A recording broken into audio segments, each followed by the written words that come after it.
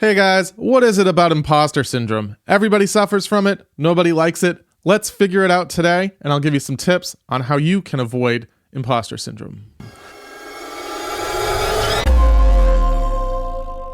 I sent out a tweet on Sunday night, right before I went to bed. And I wanted to expand upon the tweet because, you know, Twitter, we can only say so much. All right, so the tweet that I had sent out read, as a solo game dev, I'm faced with imposter syndrome almost every day. However, I put myself and my game out there for you to play because if I didn't, I'd never learn from those better than me and I'd continue repeating my mistakes. So this tweet basically said that I struggle with imposter syndrome. Even though I struggle with it and I constantly deal with this, always thinking that I'm not good enough or I'm not worthy enough for attention, I still put myself out there. And the reason I do that primarily is just so that I can continue to learn. You grow by collaboration, by experiencing things with other people and getting feedback. My next game will be even better than zeroed. I mean, it's not a secret, right? Everyone, especially when you're new or when you're doing something by yourself in a very competitive, creative field, you're going to feel like you're not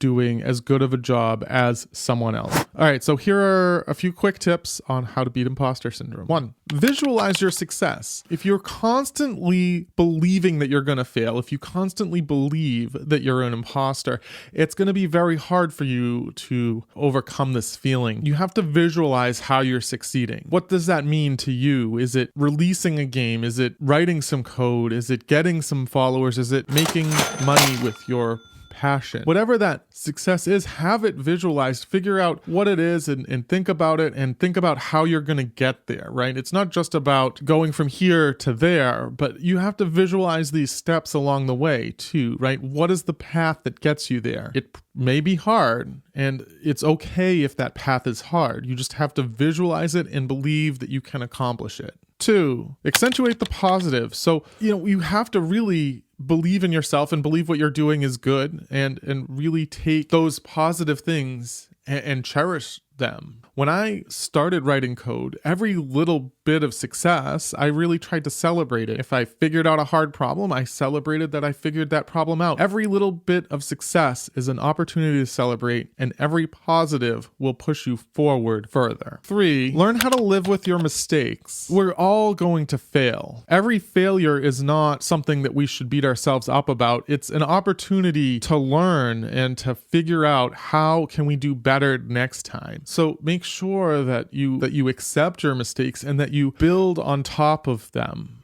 and not hide from them. 4, make sure that you're living in a factual world. Yes, it can be hard. Facts can be tough, but you really have to separate your feelings from fact. When you are afraid, unsure, scared, or excited, everything that you feel is one thing, and then facts are another. And you have to separate those two things and really break it down so that you know where you stand in this world. 5, you have to be aware of your internal voice. What is that thinking? And every time you hear that internal voice telling you that you're not good enough, you have to flip that script around. 6, just start talking about it, right? Get the idea of imposter syndrome out there. Talk about what you're doing, talk about what you're afraid of, and get feedback from people and help from people who are there to help you. This tweet that I sent out, I got a bunch of response back from a bunch of game developers, and many of them expressed the same fears that I have about being an imposter, about not being good enough, about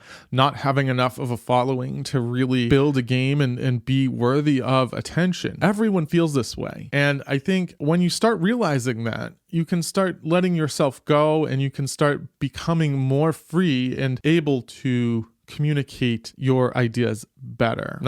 7, recognize that you don't have to know everything. In fact, no one knows everything.